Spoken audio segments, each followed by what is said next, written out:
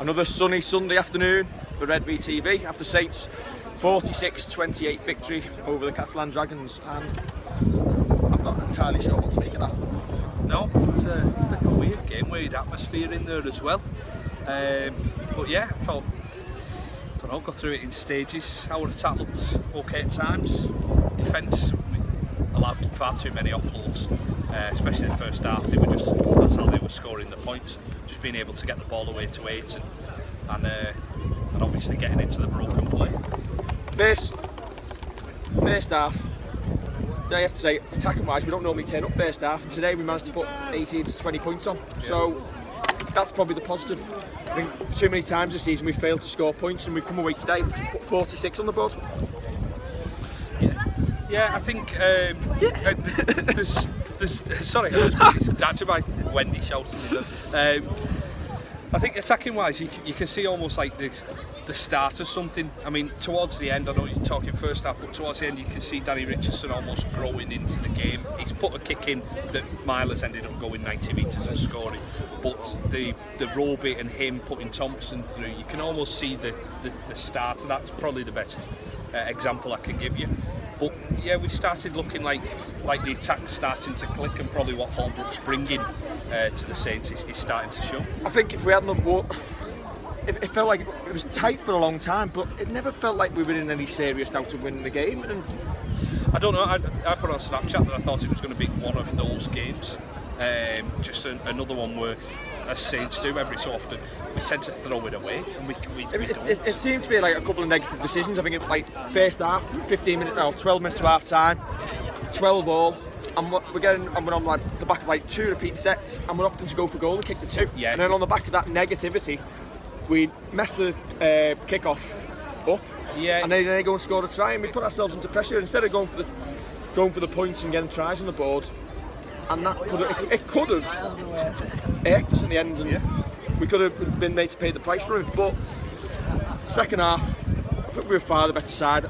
I must say, like, Ben Failer though, again, and this isn't, and you can't say we're moaning because we've won comfortably in the end. But Ben Failer, how many penalties do you want to give away for messing around with the play the ball and just let them get away with it? Carry on. He gave one. Was it Louis? He gave one for. I don't know what symbol. It was as well. It was the other one. The other one was moving off the mark. Yeah.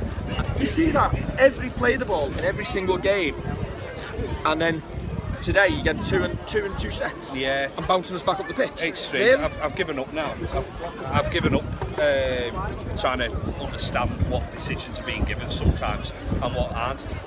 Percival in the first half, we put the kick through, I think it was on the free play, and Percival, as his shorts took back by Walsh should be spending 10 minutes in the bin there. And he didn't see it. Now, I know they can't see everything, but I thought that was blatant. The whole West Ham seen it. What's his touch judge doing? What's he doing? Can the in-goal judge see that? And for me, that seems to be creeping in throughout the league now. And it happened a couple of times in the Warrington-Wigan semi-final. On that free play, teams are kicking through, and players are just tripping people up, blocking them off, and they're just getting ignored, and it's spoiling what the free play is all about. Yeah. Referees should be looking for it. Definitely. 3 points off 4th, is it? 3 points behind Wakefield. Big game coming up next Sunday. 5th. We're not still 6th. No, we're 3 points. Sorry, right, okay. We're 3 points behind Wakefield. Okay, win next week, and then you go to the Super 8s, a point behind them, and Salford looking like they're losing a few now. Massive game next week, but we really need to pick up the away form. We do, because we've only won the one away from home and Magic. But yeah, I'm still not as Keith. Wendy's already put me off. Keith, you're not coming on. Oh, come on, Lucas, come here, mate. What do you think of today? Scrappy. I thought it was flattering. Do you not think so? See, I thought if it had been a closer result, I thought it would have flattered them. The amount of penalties that they give away, Saints should have been running away with that game. Yeah, I know. Yeah. I don't know. It was like the typical Saints Catalan game. We always seem to get that game here. I was actually saying I can say a Catalan last-minute winner like we had a couple of years ago. But, you know, it was all right. It was okay. Entertaining Sunday fare. It was all right. It's nice being on a Sunday in this weather, though, isn't it? What do you think? Sunday rugby. What do you think? Does it work? Yeah, it always works for me. I mean, when we turned up late and they were announcing that there was a queue at the ticket office and they had cash turnstiles open, so I reckon about 1,500 people's walked up today. I thought it was. I know they announced it as 10,000. I thought it was quiet. Maybe that's just me. Yeah. What do you think, Sunday rugby? I don't mind Sunday rugby. I don't mind now and again. But they need to pick better games than Catalan for me, because I like the atmosphere was weird. There seemed to be more atmosphere at half time than there was during the whole If you're first going to put it a Sunday game, give us Leeds here. Or Hull. Somebody who like gives a team a chance to travel over. Yeah. Yeah, definitely. Yeah, it was one of them today. I think it was always going to be an anticlimax, but I think that the game, if we win next week, we were just saying, just before you heard, next week's absolutely massive. Yeah. If you win next week, then you're a point behind going into them 8s, and then all of a sudden you're looking at its game on again. Especially with the way Salford's playing at the minute, because I think we can beat Salford to that 4th spot. I think, and with Ben coming into the team as well. Last time we were looking at our Super 8 fixtures, and we're going to finish 6th, and we're going to have Hull, we're going to have Castleford, Leeds, Hull, and Wakefield away. You've got to win a couple of them. Got to win a couple of them away from home, but hopefully Castleford will have top spot wrapped up by the time we play them in the 8s, and then maybe resting bodies. It's one away game win all season. That was at Catalan. Catalan, yeah. So the case of the radio commentary. I'm just going to stay away. Man of the match today? I couldn't really pick one, to be honest. I thought Robes was fantastic. Yeah, Robes started really. It was Robes by a country mile for me. I know that they give it to the sponsors, give it to 3 or 5, but Roby, I think he created 3 or 4 on his own. Yeah, definitely. Started off really well. I didn't understand it when we were 2 points behind and they took him off for Tommy Lee. Well, Tommy Lee, everything slows down. Even his passes are slow. Everything just grinds to a halt with Tommy Lee on the field. So, I don't know. Look, we needed to win it today. We've scraped through. Nobody's played particularly well, but I think if we go to Wakey next week and we step it up a bit, is it a sign that we're improving, that we've scored 46 points at home?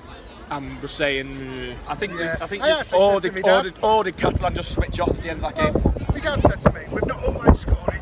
With 30 points, we've scored 30 points," and I said, "You can't say that." You know, first half, we've struggled all season scoring in the first half of games, and today you've gone in at half time with 20 points on the board. So maybe we're being a little bit overcritical. To be honest, we struggled second half. The amount of games that we played under Kieran and then since Holbrook's, then interim management, then Holbrook. Sometimes in the second half we don't look like we're going to score, and we just, like Salford, we just managed to scrape that one over the line. But yeah, you think, well, something's clicking forward-wise. Yeah, definitely. It definitely is going forward. Definitely. Sorry, it is clicking. I was at a forum with Regan Grace and Calvin Wellinson's over the weekend. They were saying how training's changed under Justin Holbrook, and he's encouraged them a lot, and they're not focusing on making mistakes now. Before, if they made a mistake, the world was on the shoulders, and now they're like, it doesn't matter, just get up and go again, just keep on going. Does it worry you how little ball our wingers see in attacking situations? Yeah. It was starved is the word. Starved. I mean, the one move they put on for a winger, Grace is off the field and Percival's on the wing and he scores. We're not complaining, we had him many times. Yeah. I know, did you? All right. We needed him in. Do you know what I mean? I don't know. I mean, when Percy made that break in the first half and Regan was on his outside, and he come back inside and made that run, which brought him closer to the Catalan defender. His ankle tapped him.